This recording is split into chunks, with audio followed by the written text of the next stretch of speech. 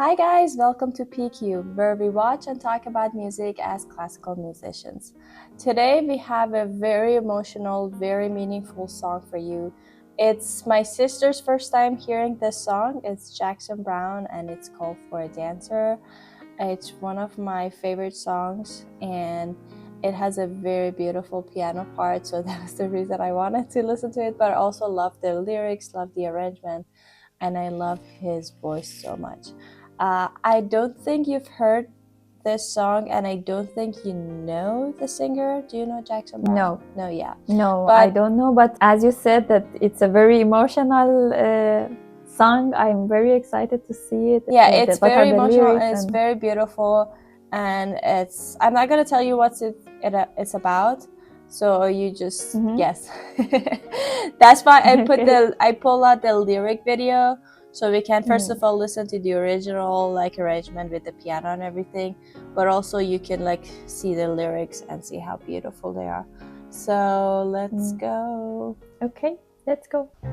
Keep a fire burning in your eye and pay attention to the open sky. You never know what will be coming down.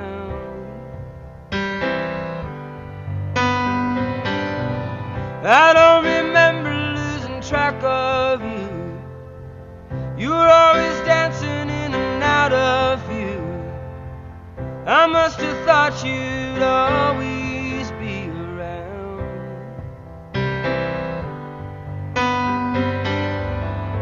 Always keeping things real by playing the clown. Now you're nowhere to be found.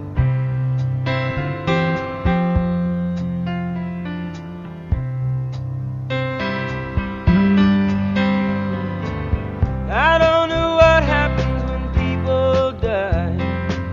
Can't seem to grasp it as hard as I try. It's like a song I can hear playing right in my ear that I can't sing. I can't help listening, and I can't help feeling stupid standing round, crying as they ease you down. 'Cause I know that you'd rather we were dancing, dancing our sorrow away. Right on, dance. No matter what fate chooses you play, just do the steps that you've been shown by everyone you've ever known,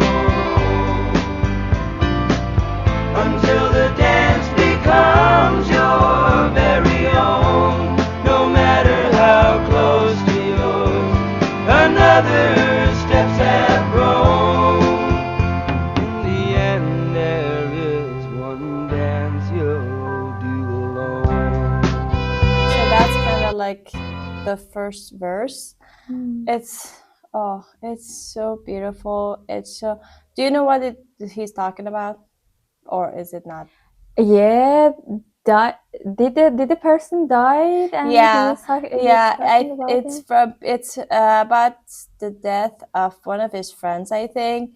But then the kind of, I don't know if I call it a beauty of it, but if you only listen to the first verse of it just before the first page of the lyrics, you still don't know what's it about. It can be about a lover. That's how I interpreted the first time. I was like, oh, it's probably a lover that left him, or yeah, so he's just.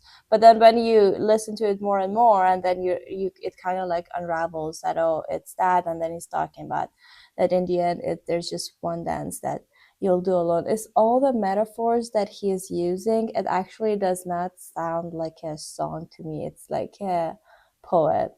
It sounds like poet. it's like it sounds like a total poem to me. And it's because I love metaphors coming from Persian language, the background. You know how the literature works there.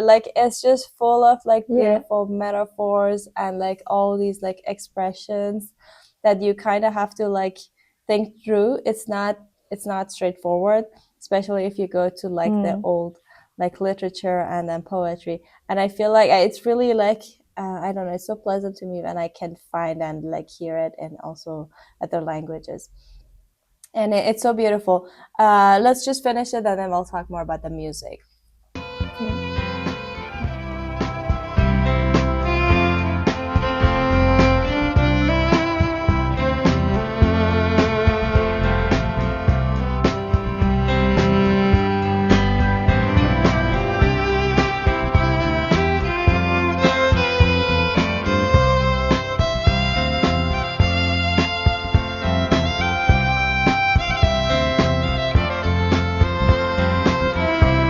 Remember this part? I'll talk more about this.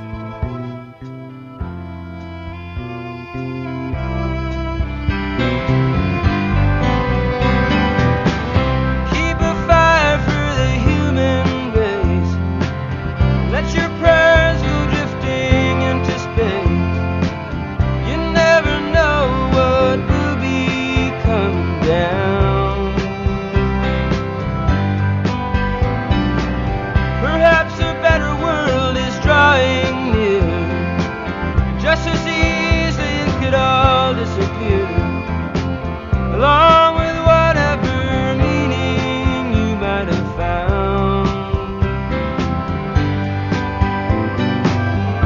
Don't let the uncertainty turn you around. The world keeps turning around. Go on and make a joyful sound into a dancer you have grown from a seed somebody else has thrown. Go on ahead and throw some seeds of your own, and somewhere between the time you arrive and the time you go may lie a reason you were alive that you'll never know.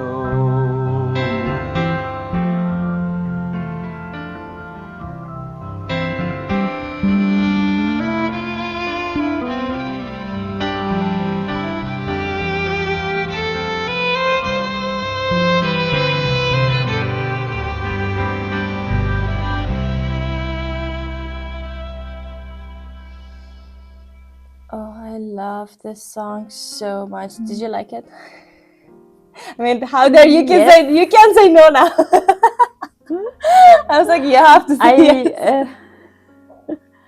I like the lyrics and the vibe that was in general in the thing, and it's not my favorite I know. style of music. I know it's not, but there is like a few things that I kind of want to talk about and go through real quick, like just my comments. That is just, first of all, the fiddle playing. I think it's a fiddle, like in the middle, like it's like a violin, but in a slow, like fiddle playing.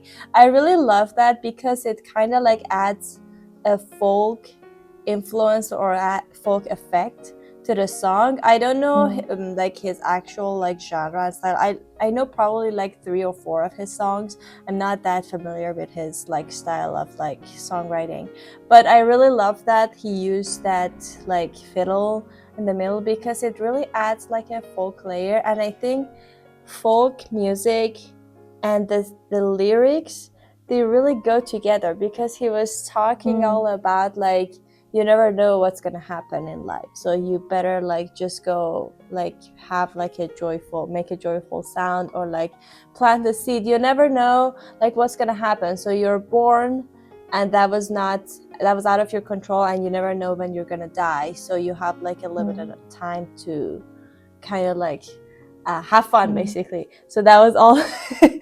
And then I think that's really like close to a lot of like folk tales. Like it's all about like kind of like accepting your destiny and accepting your fate, and then do good like as much as you can while you have the chance. And I think that the use of that, it really like gets you close to all that. Like I didn't think about that before, but now that I'm really listening to it, it's really interesting. And then if you look at the harmonies, I think it's also like you get that feeling, because it's not a lot of chords, and that's really the thing in folk music. You just use 3 or 4 chords. Yes. Then it's mostly the arrangement, and then the words change every verse. Yeah. It was interesting for me, the part that you said exactly with the violin or fiddle, that you said, remember this part? It felt like it was improvisation more than the compose. You know, I could imagine that they brought a violinist and they were like, yeah, this is the song in the studio. Just play something that goes with with the thing. And Yeah. I liked the idea of it, to just, you know, have a moment of improvisation, you know, in the studio version. It was really nice. Yeah, it's really nice, and I really that's like what amazes me the most.